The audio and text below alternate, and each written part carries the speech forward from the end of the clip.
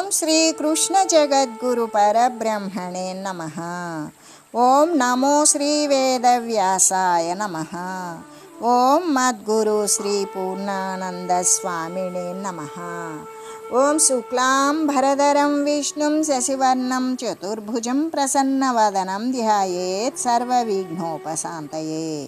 ఓం వ్యాసాయ విష్ణురూపాయ వ్యాసరూపాయ విష్ణవే నమో వై బ్రహ్మనిధయే వాసిష్ఠాయ నమో నమః. ఓం నారాయణం నమస్కృత్య నరం చైవ నరోత్తమం దేవీం సరస్వతీం వ్యాసం తతో జయముదీరయేత్. అయితే సాత్విక, రాజసిక, తామసికమైనటువంటి ఆహారాలను గురించి తెలియజేస్తూ, జనులయందు సత్వగుణము అభివృద్ధి చెందినప్పుడు ఇటువంటి ఆహారము వారికి రుచిస్తుంది అనే కదా భావము. కాబట్టి కారంతోనూ పులుపుతోనూ ఉన్నటువంటి ఆహారం కాదు, రాజసికమైనది లేక తామసికమైనటువంటి ఆహారం వారికి ఎప్పటికీ కూడా ప్రీతికరంగా ఉండదు. మరి ఆయుషుని, మనోబలాన్ని, దేహబలాన్ని, ఆరోగ్యాన్ని, సౌఖ్యాన్ని, ప్రీతిని కూడా బాగా వృద్ధి పొందించేటువంటివి, రసము కలిగినవి, చమురు లేనివి, ఇంకా చమురు కలిగినవి, దేహమందు చాలా కాలం ఉండునటువంటివి మనోహరములైన ఆహారాలే సత్వగుణం కలిగినటువంటి వారికి ఇష్టంగా ఉంటుంది. ధ్యానాదులకు ఇటువంటి ఆహారము మిక్కుటంగా అనుకూలిస్తుంది. ఆహార విషయము పారమార్థిక రంగంలో ఎంతో ముఖ్యమైనది. కాబట్టి ముముక్షువులైన వారు ఆహార సంయమనము ఏదో చిన్న విషయము అని తలంచకుండా బ్రహ్మ మార్గమునందు కీలకమైన స్థానం ఆక్రమించి ఉన్నదానిగానే దానిని భావించి సాత్వికమైనటువంటి ఆహారాన్ని సేవిస్తూ రావాలి అని చెబుతూ, రాజసాహారం ఏదో దానిని గురించి తెలియజేస్తూ, చేదుగాను, పులుపుగాను, ఉప్పగాను, మిక్కిలి వేడిగాను, కారంగాను, చమురు లేనివిగాను, మిగుల దాహాన్ని కలగజేసేవిగాను ఉండేటువంటివి, శరీరానికి దుఃఖాన్ని, మనసుకు వ్యాకులత్వాన్ని కలగజేసేటువంటివి ఆహార పదార్థాలైతే రజోగుణం కలిగిన వారికి ఇష్టమై ఉంటాయి. ఇక్కడ దుఃఖము అంటే భుజించిన వెంటనే శరీరాలకు కలిగే బాధ అని, శోకం అంటే భుజించిన తర్వాత మనసుకు కలిగే క్లేశము అని కదా గ్రహించాలి అని చెబుతూ, ఎలాగంటే ఏ విధంగానంటే ఈ రాజస సుఖం యొక్క లక్షణం ఏ విధంగా ఉంటుంది అంటే, ప్రారంభంలో అమృతంతో సమానంగా ఉండి చివరకు విషంగా మారుతుంది అని చెబుతూ, అంతేకాదు ఈ రాజసాహారం కూడా ప్రారంభమున జనులకు ఇంపుగా తోస్తే తోచవచ్చు, కానీ భుజించిన కొంతసేపటికి గొప్పదైన దుఃఖాన్ని, వ్యాకులత్వాన్ని కలగజేస్తుంది కదా. నిత్య జీవితంలో ఈ విషయాన్ని చాలామంది అనుభవిస్తూనే ఉన్నారు. ఇంకా కూడా రజోగుణాత్మకమైనటువంటి ఈ ఆహారాన్ని భుజించే వారికి ధ్యానం కూడా సరిగ్గా జరగదు. చిత్తము అనేక మార్పులకు లోనవుతుంది, చపలత్వంగా ఉంటుంది. అప్పుడు కొద్దిసేపు అయినా సరే మనసు నిశ్చలంగా ఉంటుందా? ఉండదు కదా. జంతువులలో కూడా ఈ రజోగుణ ఆహారమైనటువంటి మాంసాలు, రక్తము మొదలైనటువంటివి భుజించే సింహము, పులి, ఇంకా ఈ క్రూర మృగాలు ఏవైతే ఉన్నావో అవి అతి చంచలములై క్రూరములై ఉంటాయి కదా. ఇంకా గడ్డిని భుజించేటువంటి గోవులు, మేకలు, లేళ్ళు, దుప్పులు, కుందేళ్ళు ఇవన్నీ కూడా సాత్వికమైన చిత్తవృత్తిని కలిగి ఉంటాయి అని చెబుతూ, అంతేకాదు రాజసాహారము ఆరోగ్యాన్ని కూడా చెడగొట్టి వ్యాధులను కలగజేస్తూ ఉన్నది అనే కదా మనకు తెలుస్తూ ఉన్నది. కాబట్టి ఆరోగ్యానికి భంగం చేసేటువంటివి, దుఃఖాన్ని, శోకాన్ని ఇచ్చేవి, ధ్యానాన్ని కూడా మరి ధ్యానానికి విరుద్ధమైనటువంటి బంధకాన్ని కలగజేసేటువంటివి ఈ రాజస ఆహార పదార్థాలను ముముక్షువులు ఎప్పుడూ కూడా తీసుకోకూడదు.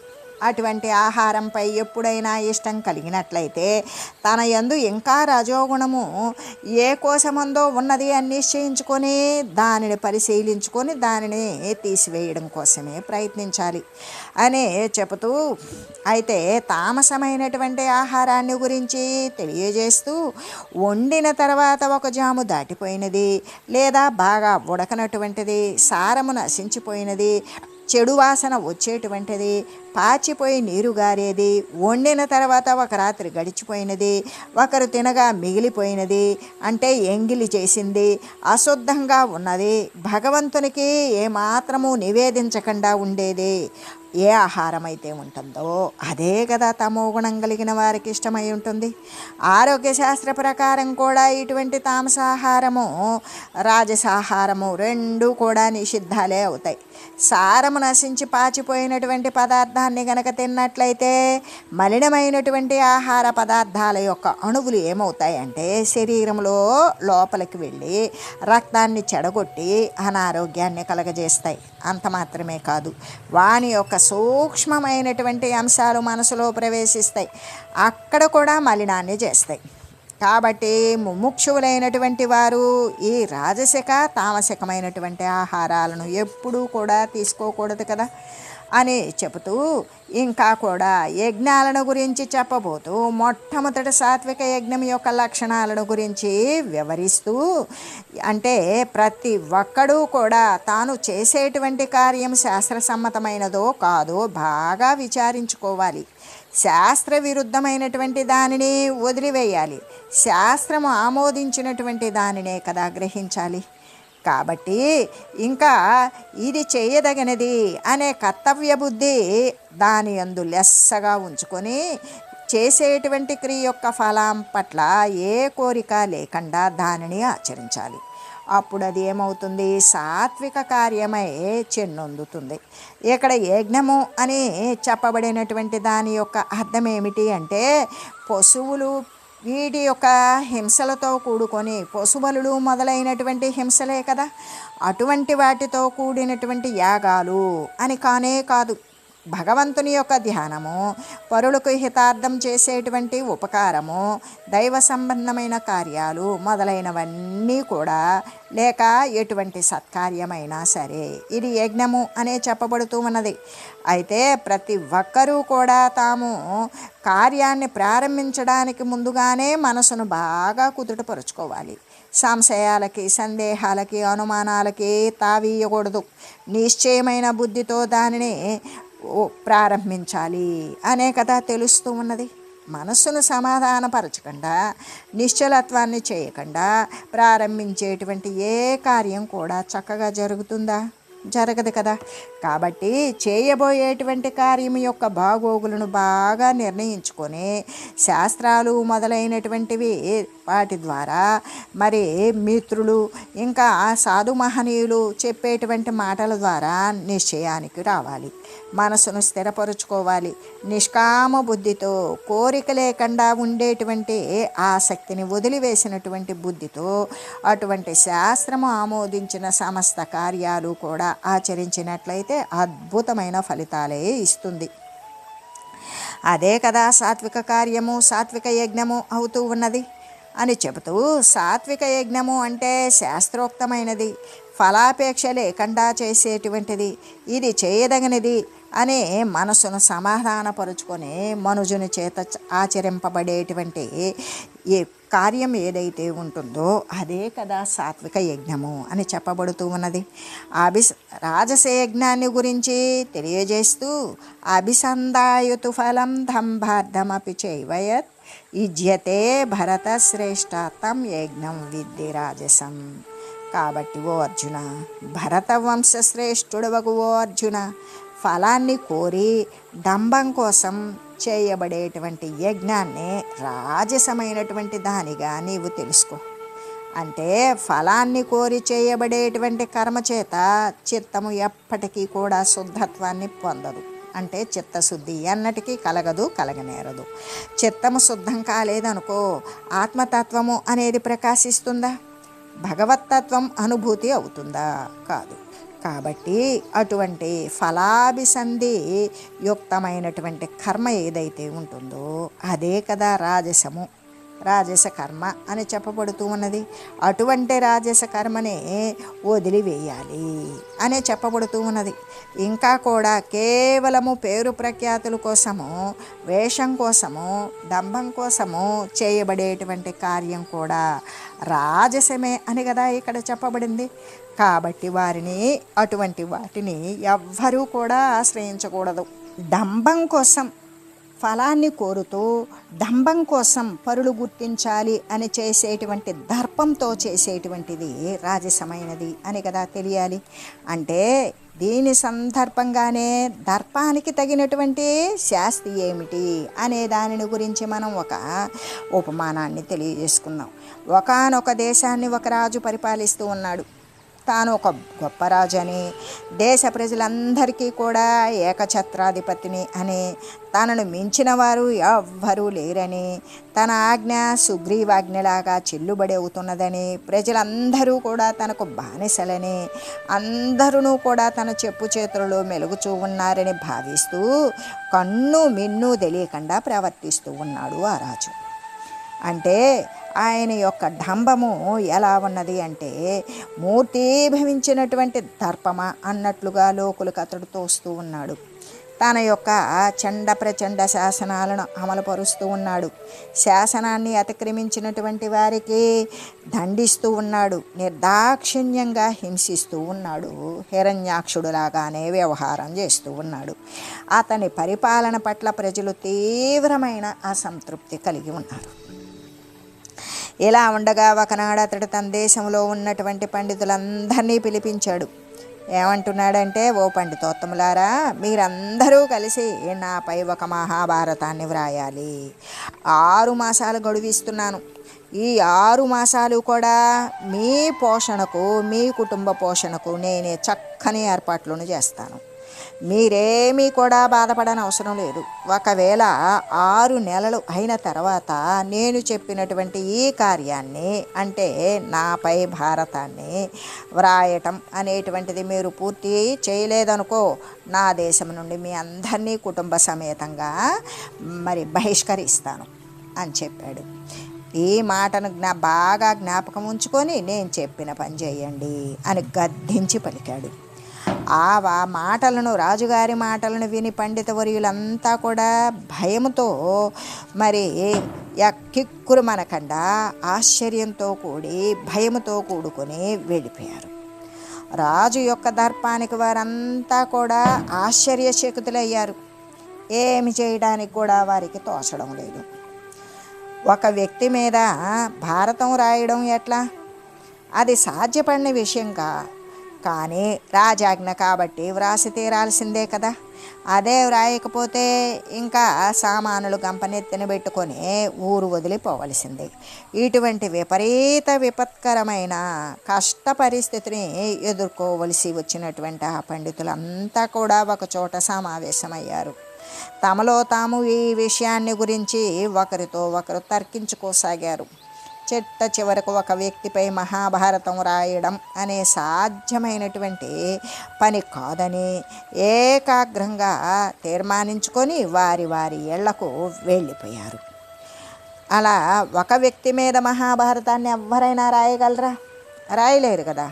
అలాగా ఎవరి ఇళ్లకు వాళ్ళు ఇది సాధ్యమైన పని కాదు అనుకున్నారు, వెళ్ళిపోయారు. కాలం గడవసాగింది. రోజులు వారాలు నెలలుగా మారుతూ ఉన్నవి. రాజుగారు పండితులందరికీ కూడా భోజనాలకు కావలసినటువంటి పదార్థాలను బండ్లతో ఇళ్లకు పంపిస్తూ ఉన్నారు. పండితులకు రాజభోజనాలు జరుగుతూ ఉన్నప్పటికీ కూడా మనసు మాత్రం దిగులుతో, దుఃఖంతో నిండి ఉంటుంది. ఎందుకు? సమయం సమీపిస్తుంది, రాజుగారు పెట్టినటువంటి గడువు సమయం.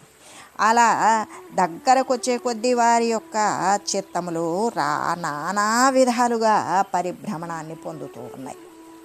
అసలు ఏం చేయాలి అనే కిం కర్తవ్య విమూఢులై ఉన్నారు. వారు రోజు గండంగా రోజులను గడపసాగారు. ఈ విధంగా 5 మాసాలు గడిచిపోయినాయి. తర్వాత ఒకనాడు రాజు పండితులందరినీ కూడా తన ఆస్థానానికి పిలిపించుకున్నాడు. ఓ పండితులారా, నేను చెప్పినటువంటి పని ఎంతవరకు వచ్చింది? నాపై మీరు రాస్తూ ఉన్న భారతంలో ఇప్పటికీ ఎన్ని పర్వాలు పూర్తి అయినవి. వ్రాత అనేటువంటిది ఏ ఆటంకం లేకుండా కొనసాగిపోతూ ఉన్నదా? మీకు భోజన వసతులు బాగా లభిస్తూ ఉన్నవా? వానిలో ఏదైనా సరే లోటుపాట్లు ఉన్నట్లయితే తెలపండి. అలా తెలియజేసిన పట్ల ఇంకా కూడా చక్కని ఏర్పాట్లు చేయగలను.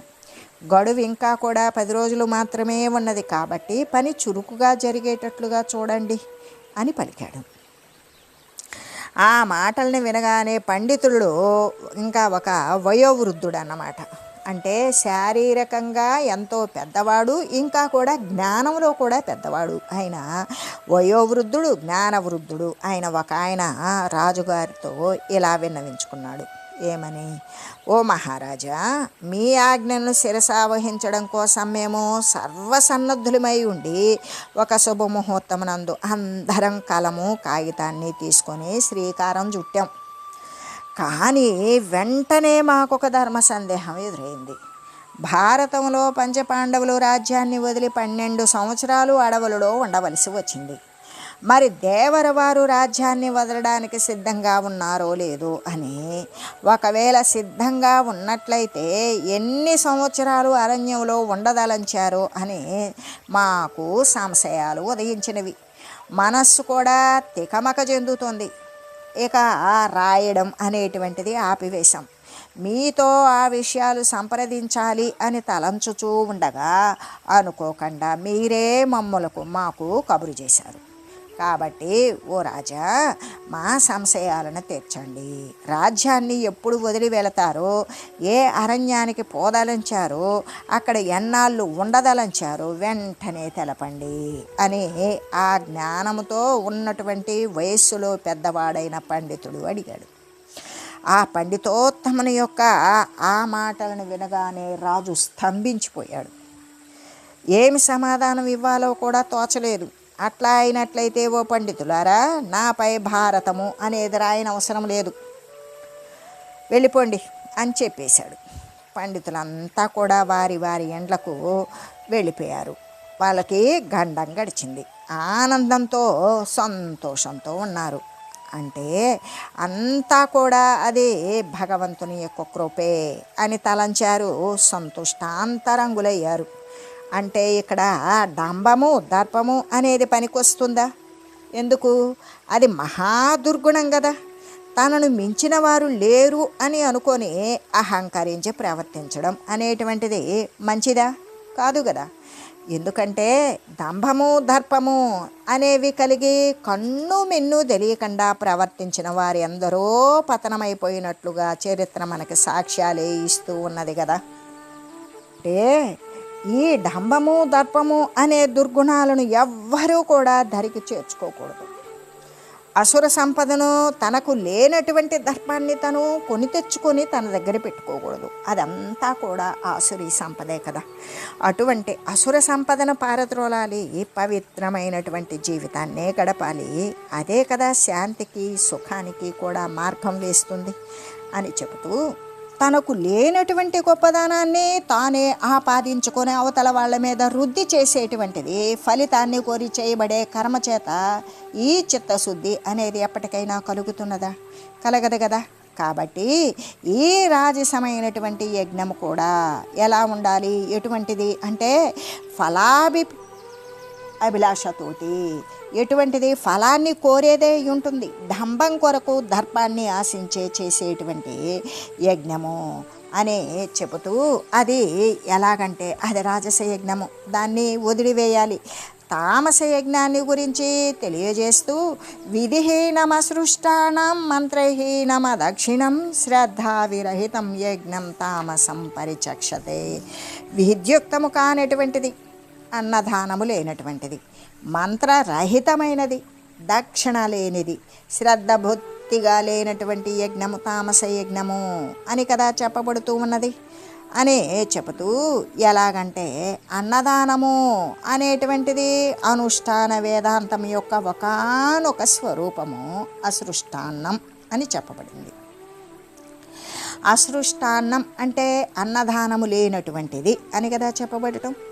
అంటే ఇక్కడ అసలు అన్నదానము అనేటువంటిది ఎవరైతే వేదాంతాన్ని అనుష్ఠానం చేస్తూ ఉంటారో వారి యొక్క స్వరూపమే అన్నదానము.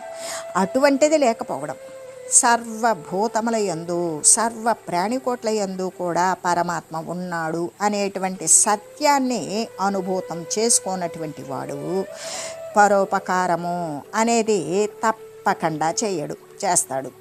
ఎలాగంటే ఇక్కడ సర్వభూతముల యందు కూడా సర్వ ప్రాణికోట్ల యందు పరమాత్మ ఉన్నాడు అనేటువంటి సత్యాన్ని అనుభూతం చేసుకున్నటువంటి వాడు ఎలా చేస్తాడు అంటే పరులకు ఉపకారం తప్పకుండా చేస్తాడు. అందుకే వాడు అనుసరించేటువంటి అనుష్ఠాన వేదాంతం యొక్క ఒకానొక స్వరూపం ఏమిటి అంటే అన్నదానము అనేటువంటిది. ఈ విధంగా అంటే ఇతరులకు ఉపకారము చేసేటువంటిది ప్రతిదీ కూడా తప్పకుండా చేస్తాడు. ఎందుకు? తన యందు ఇతరుల యందు కూడా సర్వవ్యాపకంగా ఉన్నటువంటిది పరమాత్మ స్వరూపమే అనేటువంటి అనుభూతిని పొందినటువంటి వాడు కాబట్టి అదే కదా ఆచరణ వేదాంతము. అందువలన కాబోలు అన్ని పుణ్యకార్యాలయందు కానీ శ్రాద్ధ కార్యాలయందు కానీ యజ్ఞయాగాదులయందు కానీ అన్నదానము అనేటువంటిది పెద్దలు ఒక విషయంగా గట్టిగా విధించారు. తనలాగానే ఇతరత్ర ప్రాణులన్నింటినీ చూచేటువంటి గొప్ప సాధన ఈ అన్నదాన కార్యములాగానే కార్యము వలన లెస్సగా అనుభవానికి రాగలుగుతుంది. కాబట్టి ఇటువంటి పవిత్రమైనటువంటి అంగము ఒకవేళ ఈ పవిత్రమైనటువంటి కార్యం గనక కొరతబడిందా యజ్ఞము తామసమే అవుతుంది అని కదా భగవానుడు పలికి ఉన్నారు. సర్వ ప్రాణికోట్ల యందు జీవకోట్ల యందు కూడా పరమాత్మతత్వం ఉన్నది అనేటువంటి అనుభూతి పొందినటువంటి వాడు ఇతరులకు ఉపకారం అనేటువంటిది తప్పకుండా చేస్తాడు. అంటే వాని యొక్క ఆలోచన కూడా ఎల్లప్పుడూ పరులకు హితం చేయాలి అనేటువంటి చింతనే కలిగి ఉంటాడు.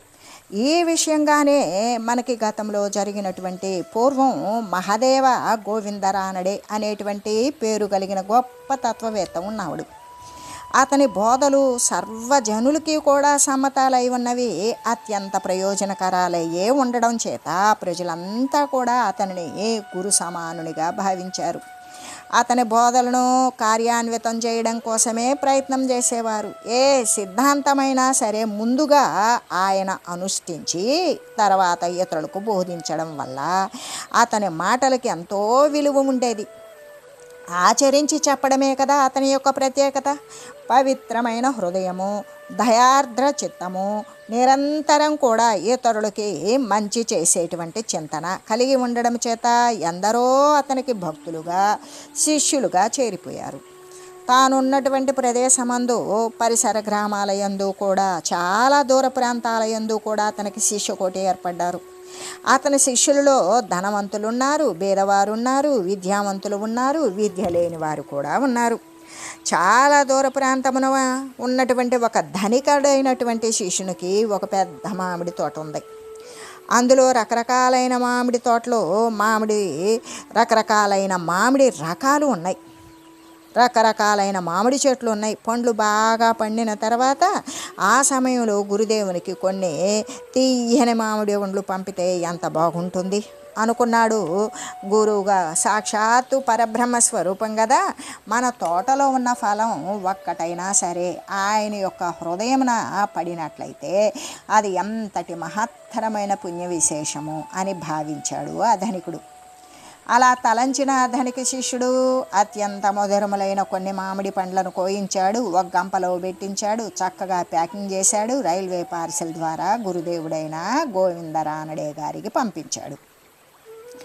గంప ఇంటికి చేరింది. అలా చేరగానే రానడే ఏం చేశాడంటే దాని కుట్లు విప్పుతూ ఉన్నాడు. సామాన్యంగా కూడా పండ్ల గంప ఇంటికి రాగానే ఇంటి వారందరూ కూడా దాని చుట్టూ చేరిపోతారు కదా.